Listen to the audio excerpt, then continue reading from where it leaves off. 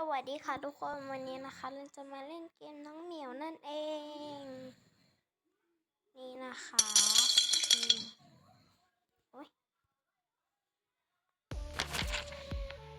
เปิดเกมก่อนนะคะเป็นธีมฮาโลวีนนะคะ Let's see if we can make a beautiful keyboard masterpiece. Oh, yes. เฮ้ย Okay. เดี๋ยวก่อน I mean, your keyboard's already cute. Oh, there.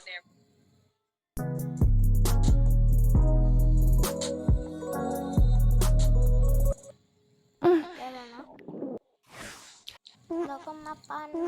อาหารให้น้องเหมียวกันเลยนะคะนี่นะคะก็คือกับข้าวของน้องของเราเองน้องเราอายุ22 ปีค่ะ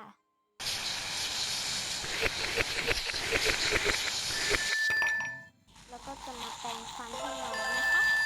นี่นะคะทุกคนใครเคยเล่นบ้างไหมเอ่ยนี่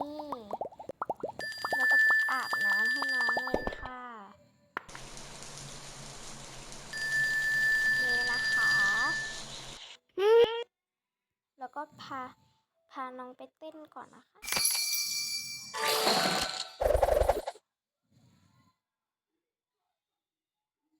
แล้วก็พาน้องไปเปลี่ยนชุดค่ะเปลี่ยนเป็นชุดอย่างนี้นะคะเพิ่งซื้อมานะน้องก็ตื่นแล้วนะคะแล้ว